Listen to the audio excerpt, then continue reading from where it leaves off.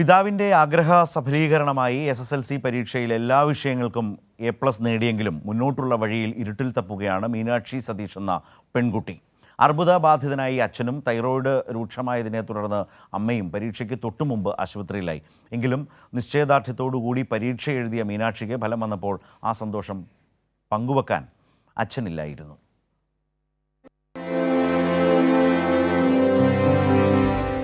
കൂലിപ്പണിക്കാരനായ സതീഷിന് 3 വർഷം മുമ്പാണ് കഴുത്തിൽ അർബുദം സ്ഥിരീകരിച്ചത്.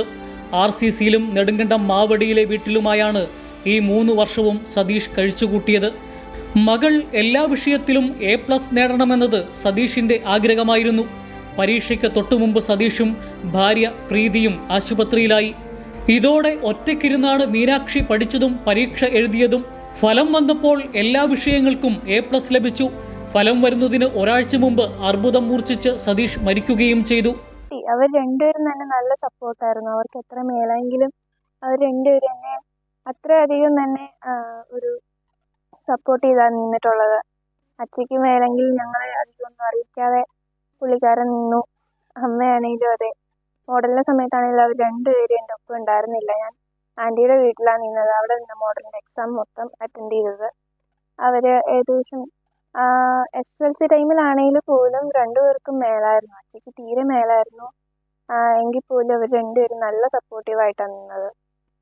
എനിക്ക് SSLCക്ക് ഫുൾ A+ കിട്ടിയപ്പം ഒരുപാട് സന്തോഷമായി. പക്ഷേ എന്താ പറയുക, വലിയൊരു സങ്കടമുണ്ട്. അച്ഛനൊപ്പം ഉണ്ടായിരുന്നില്ല.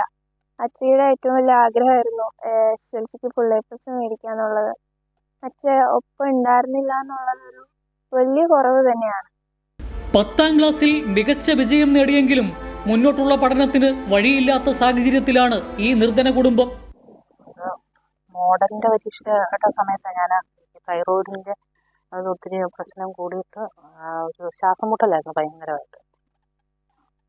അപ്പം അത് കഴിഞ്ഞ് ആശുപത്രി ഹോസ്പിറ്റലിൽ പോയി കഴിഞ്ഞപ്പോൾ അവിടെ ചെന്ന് സ്കാൻ ചെയ്ത് കഴിഞ്ഞപ്പോൾ ഓപ്പറേഷൻ ചെയ്യണമെന്ന് പറഞ്ഞു. അന്നേരം ഈ പരീക്ഷയുടെ സമയത്തായതുകൊണ്ട് 2 മാസം കൂടെ കഴിഞ്ഞിട്ട് ചെയ്യാമെന്ന് പറഞ്ഞാൽ ഡോക്ടർമാർ സമ്മതിച്ചില്ല. അങ്ങനെ കൊച്ചിൻ്റെ പരീക്ഷയുടെ സമയത്ത് ഞാൻ ഹോസ്പിറ്റലിലായിരുന്നു. ഹസ്ബൻഡാണേലും ഹോസ്പിറ്റലല്ലെങ്കിലും പുള്ളി സീരിയസ് ആയിട്ട് ഇരിപ്പായിരുന്നു. പെങ്ങളുടെ വീട്ടിലായിരുന്നു. ഒരു ഏകദേശം ഒരു 3 ആഴ്ചയോളം ഞാൻ ഹോസ്പിറ്റലിൻ്റെ എൻ്റെ ടെസ്റ്റും ഒക്കെ കഴിഞ്ഞ് ഹോസ്പിറ്റലിൻ്റെ ഓപ്പറേഷനും ഒക്കെ കഴിഞ്ഞ് 3 ആഴ്ച കഴിഞ്ഞാൽ ഇപ്പം മാർഗമെന്ന് പറഞ്ഞു കഴിഞ്ഞാൽ കൂലിപ്പണി എടുത്താൽ ഞങ്ങൾ കഴിഞ്ഞ് ഓടുന്നത്. ഞങ്ങളുടെ പുള്ളിക്കാരനുണ്ടായിരുന്ന സമയത്തും കൂലിപ്പണി എടുത്താൽ കുടുംബം നോക്കിക്കൊണ്ടിരുന്ന. എന്നാലും ഒന്നിനും ഒരു കുറവും അങ്ങനെ വന്നിട്ടില്ല. ഞാൻ അസുഖമായിട്ടിരുന്നതിന് ശേഷമാണ് ബുദ്ധിമുട്ടായി തുടങ്ങി. ഞാനും കൂലിപ്പണിക്ക് പോകുന്നതാണ്. ഇപ്പം പിന്നെ ജോലിക്ക് പോകാനും പറ്റാത്ത അവസ്ഥ. അച്ഛൻ അസുഖമായതിനു ശേഷം മെഡിസിന് പോകണമെന്ന് അവർക്ക് അതിൻ്റെ ആഗ്രഹം. അതിന് ഒരുപാട് ആഗ്രഹം. എപ്പോഴും പറയും എനിക്ക് മെഡിസിന് പോകണം എന്ന് പറയും. പക്ഷെ അതിന് നമുക്ക് മാർക്ക് മാത്രം ഉണ്ടായിട്ട് കാര്യമില്ലല്ലോ, സാമ്പത്തികം കൂടെ വേണ്ടി വരും. അപ്പം അതിന് ഇപ്പം ഇനിയിപ്പോൾ 2 വർഷം +2 കഴിഞ്ഞ് അല്ലേ ഇപ്പോൾ സയൻസ് എടുത്ത് പഠിച്ച് അത് കഴിഞ്ഞിട്ടല്ലേ നമുക്കിനി ബാക്കി